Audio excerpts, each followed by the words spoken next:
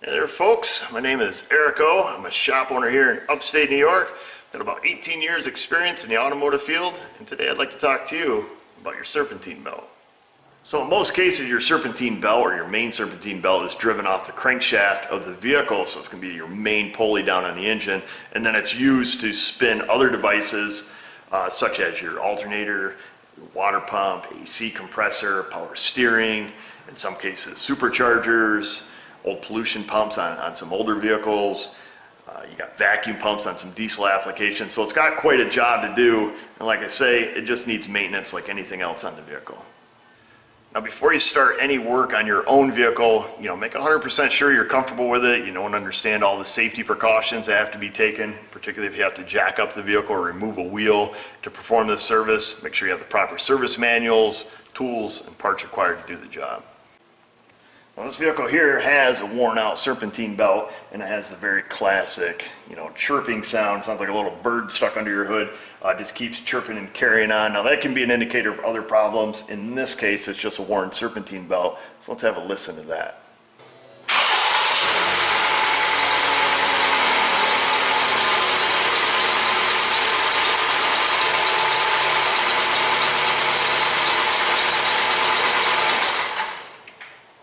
Now before you go start taking your serpentine belt off, again, make sure you know what kind of belt tensioning device the vehicle has. Most newer vehicles are equipped with what we would refer to as automatic belt tensioners, which are also a wearable item on a vehicle, but some of them have manual belt tensioners.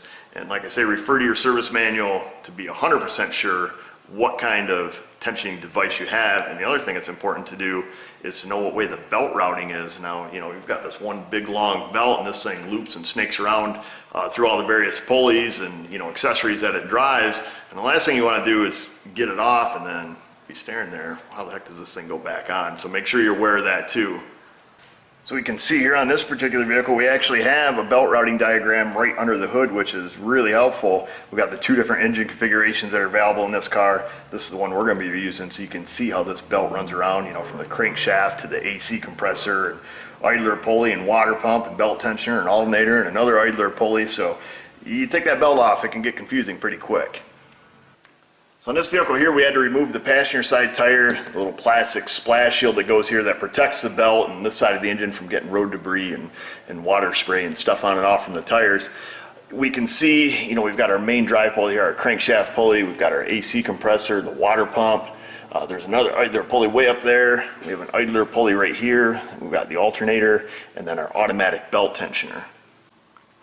Now this particular car has an automatic belt tensioner with the wear indicators built right into it. Now a lot of these have wear indicators on them, but you're going to have to look in your service manual to see, how to interpret, the different notches and pointing device and what indicates a worn belt. Now, like I mentioned, an automatic belt tensioner you're going to find on most modern vehicles. They're pretty nice in the sense that they're typically easy to get to and release the tension to remove the belt, and they also keep a constant tension on the belt as the belt ages and wears. So we're going to go ahead and release the tension off this belt, remove it off one of the pulleys. We'll just start right down here on the crankshaft pulley. Sometimes it's easier to take it off a smaller pulley first, and then we'll have to get our wrench back, which sometimes can be a little tricky. There we go. And then, like I say, make darn sure you know how this thing goes back on. We're just going to go ahead and just snake it right out of here. We'll get our new belt. But before we do that, I like to go through and spin some of the pulleys. So this is the idler pulley on the AC compressor. We've got our water pump here. We've got the idler on the tensioner. We've got the alternator. Go ahead and spin that, and then we're going to have to reach way up here and give this idler pulley a spin up here. Now if you have any noise, excessive play in any of these drive accessories, you're definitely going to want to have that checked out or repaired.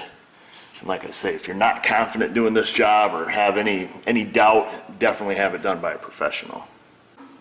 So besides looking at the indicator on the belt tensioner to see if your belt's wore out or changing it by a service interval, you can get these belt checking tools and they just sit right down in the groove of these. Now these belts are made out of an EPDM rubber, so they don't have a tendency to crack like some of the older belts do, where it was, pretty obvious visual inspection. Hey, my belt's all cracked, it's wore out. So these here, you actually stick this device right down in the groove of the belt, and then you have to look at it on a side profile, and if you can see the tool sticking above the rib of the belt, it indicates that the belt's still good. But in this case, we can see that, these belts actually wear down into these grooves without cracking. It's kind of hard to demonstrate there.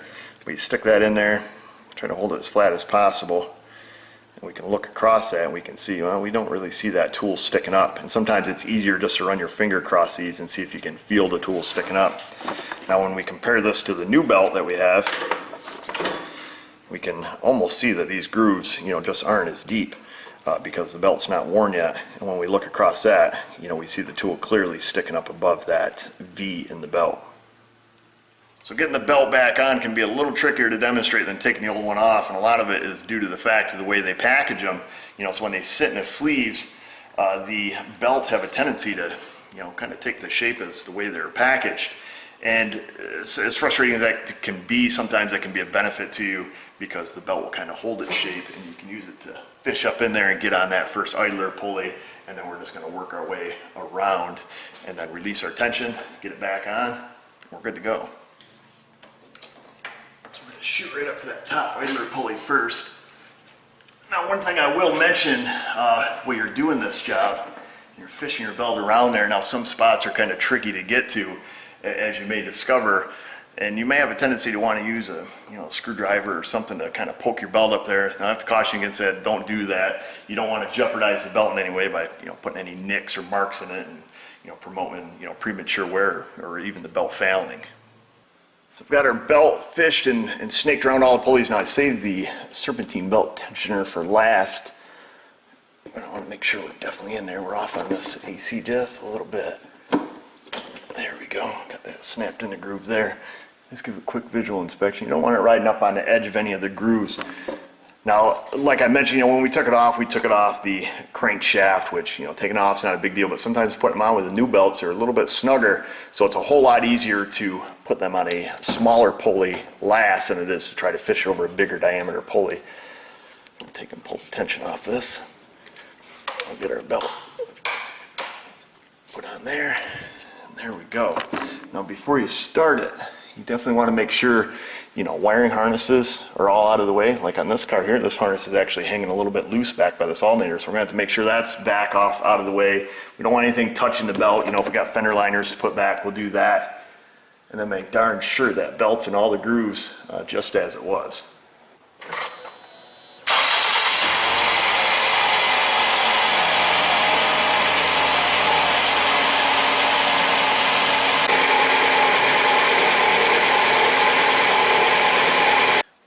Folks, maintaining the serpentine belt on your automobile.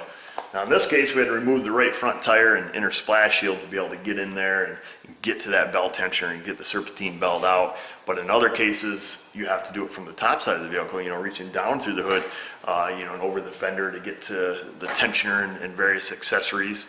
Sometimes the belt sits right in the front of the engine, like it does on a lot of pickup trucks and rear-wheel drive vehicles. Sometimes there's multiple belts too, or the belt will be over on the left side. So a lot of different types, different styles, different applications depending on the manufacturer. So make sure you're familiar with what you're working with. Make sure you're equipped with the proper service manual, tools, and know-how. If not, like I say, seek a professional to have this job done. And safety, of course, safety is number one. You definitely don't want any accidents happening where you're trying to just maintain your belt. And that'll do it for this one. I hope you enjoyed it. Hope you learned a little bit about your serpentine belt and how to maintain it. Again, my name's Vanessa O, and thanks for watching.